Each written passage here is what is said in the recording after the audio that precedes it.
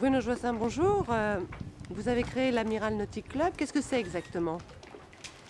Alors, l'Amiral Nautique Club, c'est du service aux propriétaires de bateaux. On est une équipe d'anciens officiers de marine qui avons souhaité rendre tous les services possibles aux propriétaires de bateaux dans la mesure où on sait, le vieux dicton dit qu'il y a 2 jours au cours duquel le propriétaire de bateau est heureux. Les 2 plus beaux jours, c'est le jour où il achète le bateau et le jour où il le revend. Bien sûr, à cause des ennuis que tout propriétaire de bateau connaît.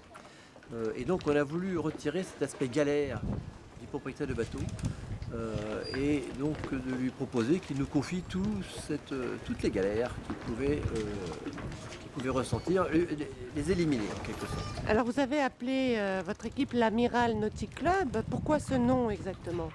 Oui, l'Amiral Nautique Club, c'est parce qu'en fait, d'abord nous sommes une équipe d'anciens officiers de marine.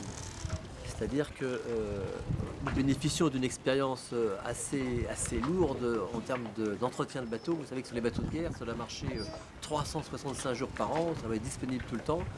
Ça va être disponible très longtemps, plusieurs dizaines d'années, et donc il faut que ça marche. Alors ça marche, c'est-à-dire il y a la mécanique, il y a l'électronique, il y a la peinture, de la coque, il y a beaucoup d'entretien simplement simple, du nettoyage, et on travaille beaucoup avec le préventif, c'est-à-dire que si on anticipe, si on fait ce qu'il faut à temps, le bateau marche longtemps.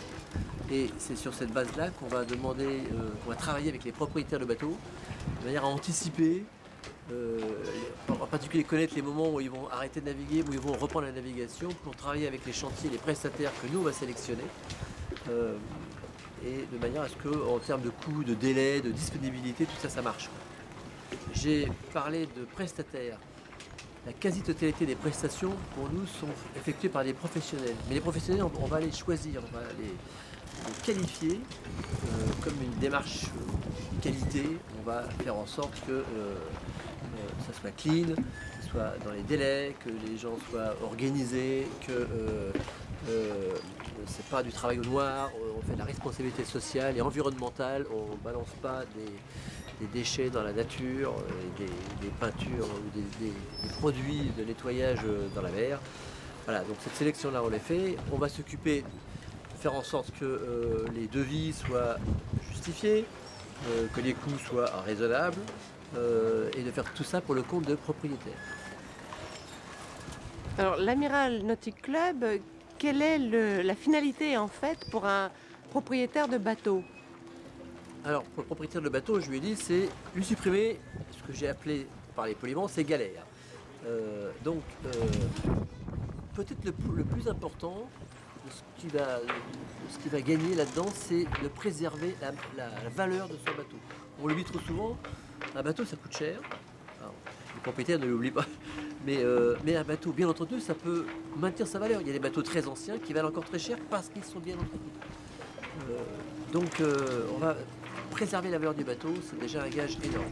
Quand on voit certains bateaux qui sont à vendre là, tous les jours, leur valeur baisse, non pas leur valeur marchande, mais par défaut d'entretien. Et puis, c'est aussi faire en sorte que le propriétaire bénéficie au mieux du temps de vacances qu'il a, du temps d'utilisation, c'est-à-dire qu'il optimise. C'est-à-dire qu'on peut, par exemple, il y a des Marseillais qui ont du mal à envisager d'aller jusqu'aux îles de Porquerolles parce qu'au retour il y a du Mistral et il va falloir passer le Cap Sissier et c'est pas sûr. L'après-midi, le dimanche après-midi, il y a du vent, il va y avoir du vent contre, donc ils viennent pas. Donc on leur dit mais allez-y, on vous rapatriera le bateau pour des tarifs tout à fait raisonnables. Donc voilà, donc toutes les prestations existent. C'est bien sûr, j'ai parlé de l'entretien, du nettoyage, de la maintenance à flot, aérer le bateau quand le propriétaire n'est pas là, l'hiverner, lui préparer son bateau pour le jour où il arrive, et faire les courses s'il le veut, faire les lits. De toute façon, faire en sorte que quand il va tourner la clé, le bateau démarre. Et que les voiles soient prêtes si c'est un bateau à voile.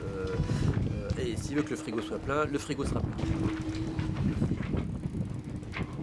J'ai oublié, il y a aussi un réseau social. L'Amiral Nautique Club est aussi un réseau social qui part de la phrase du poète Charles Baudelaire: homme libre, toujours tu chériras la mer.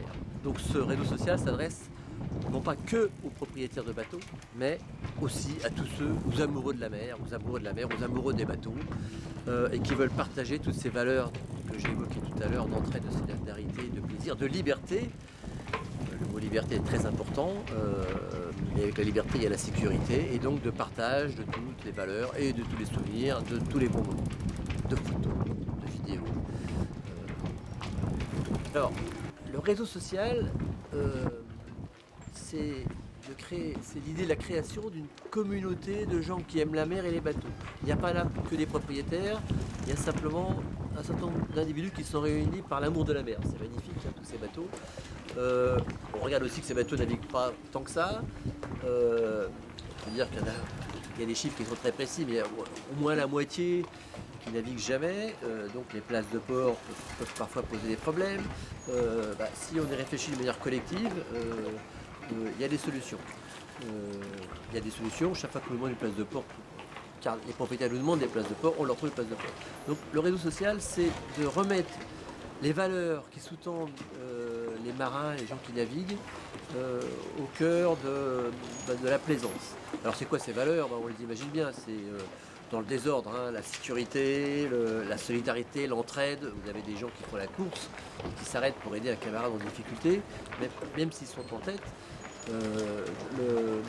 Du conseil, voilà. Et c'est ce qu'on fait aussi, on donne beaucoup de conseils, on s'entraide,